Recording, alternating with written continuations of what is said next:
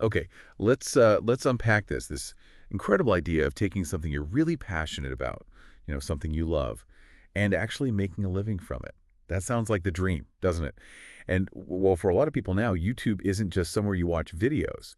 It's kind of the place where that dream starts feeling, well, possible. That's absolutely right. I mean, you look at the numbers, what is it? We're over 2 billion monthly logged in users. The scale is just immense. It means there's a potential audience for almost anything you can think of, any niche. It's really become this huge global stage for creators. Exactly. And today we're doing a deep dive specifically into that, how you can potentially tap into that massive audience and maybe start making money on YouTube. Especially if you're, just starting out, figuring things out, a complete beginner. We've got this great source here, basically a step-by-step beginner's guide on how to navigate this whole thing. Yeah, and our mission really is to take this guide, pull out the key bits, the most important nuggets of wisdom, you could say, and help you understand the basic steps, the strategies you really need to think about if you want to explore turning your interests into, well, actual income on YouTube. Okay, so where does someone even begin? If you're looking at YouTube not just as like a viewer endlessly scrolling, but someone thinking, okay, I want to create, maybe earn something. Well, the guide starts right at the beginning, and it sounds simple, create a channel, but it's more than just clicking the button. The real first step, according to the source, is picking your focus, your niche. And it really stresses choosing something you're genuinely, truly passionate about, something you can talk about again and again. Right, because if you're faking it, people see through that. Right. And honestly, you'll probably just burn out yourself. The source makes a good point. Almost any interest can be a niche. Tech reviews, cooking, gaming, fitness. You just need to find your corner. Exactly. And within that corner, the guide really hammers home this idea of delivering value. Are you teaching? Entertaining, inspiring. Value is what makes people stick around. And the source identifies that value drives watch time. And watch time is, well, it's crucial. Okay, got it. So you've zeroed in on your niche. You've set up the channel thoughtfully. What's the next, absolutely critical piece? Content. But the guide adds something important. High quality content created consistently. It's not just about uploading videos, it's about making videos people actually want to watch and doing it often enough that your audience knows when to expect more. And high quality for a beginner. Yeah. The guide clarifies that, doesn't it? It doesn't mean needing a massive studio setup. It's more about clear audio so people can understand you, decent lighting so they can see what's going on. Yeah. Just removing those basic distractions so the content itself can shine. Precisely. And consistency. That tells both your viewers and, importantly, the YouTube algorithm that your channel is alive and kicking, that it's reliable. The guide mentions the algorithm favors things like watch time and engagement, how long people watch, if they like, comment, share, all that interaction. Okay. And of course, a good thumbnail and title are like your front door. They get people to click in the first place. Right, the handshake, as you said. Okay, so you're making good stuff, valuable stuff consistently. How do you actually get from creating to earning? What's the bridge? Right. So this is where you start focusing on growing your audience to meet the requirements for the YouTube Partner Program, the YPP. The source is very clear here. To even be eligible to apply and start showing ads, you need two main things: 1,000 subscribers and 4,000 valid public watch hours. And that's within the last 12 months. Oh, okay, the magic numbers. 1K subs and 4K watch hours. Those are the big milestones to unlock that sort of traditional monetization route.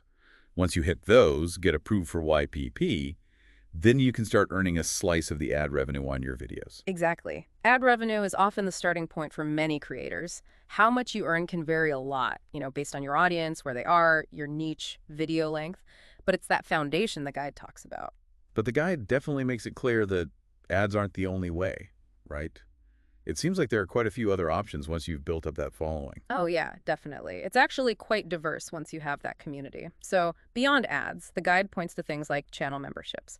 That's where your biggest fans can pay a small monthly fee for exclusive perks or content you offer just for them. And for live streams, I think it mentioned super chat and super thanks. Yeah. Those are direct tips, right? Yeah, essentially. Tips are paid messages that get highlighted.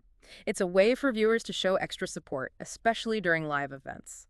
It lets your really dedicated fans contribute directly. Okay. Another big one the source highlights is affiliate marketing. This is pretty common.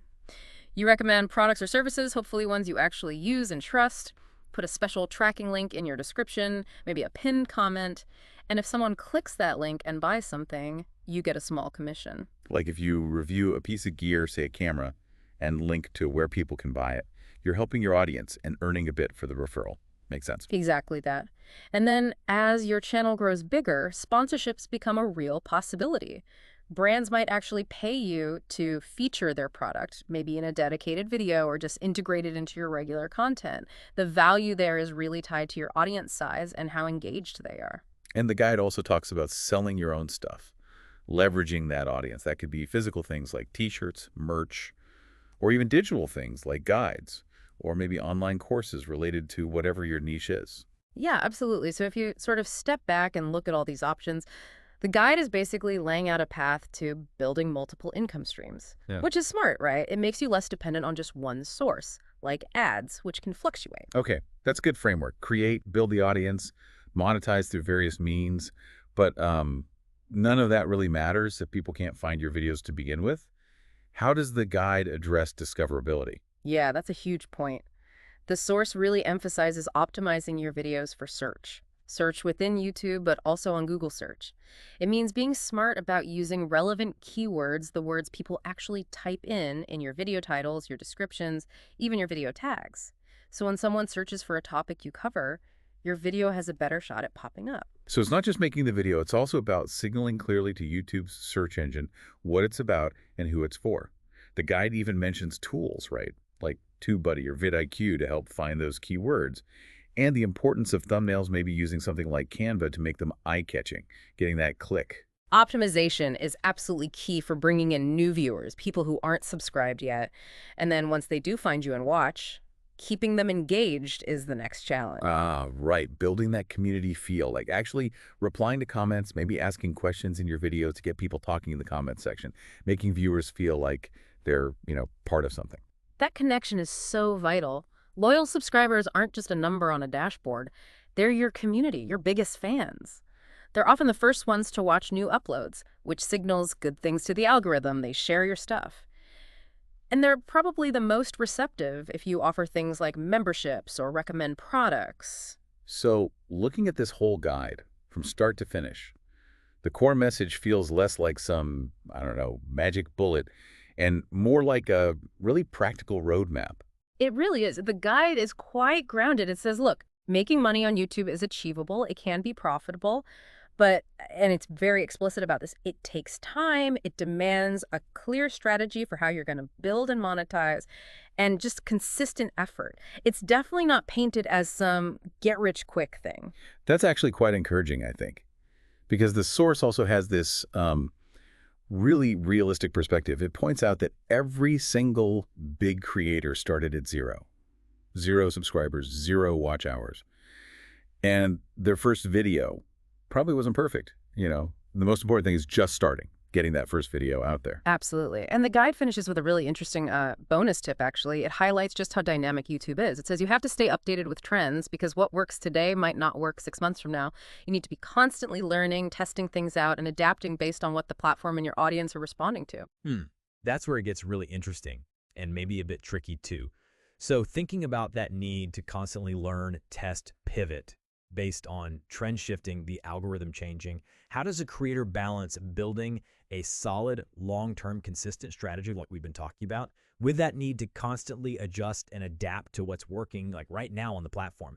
That feels like a core tension for anyone trying to make this work. Something for you, the listener, to think about as you consider maybe starting your own YouTube journey.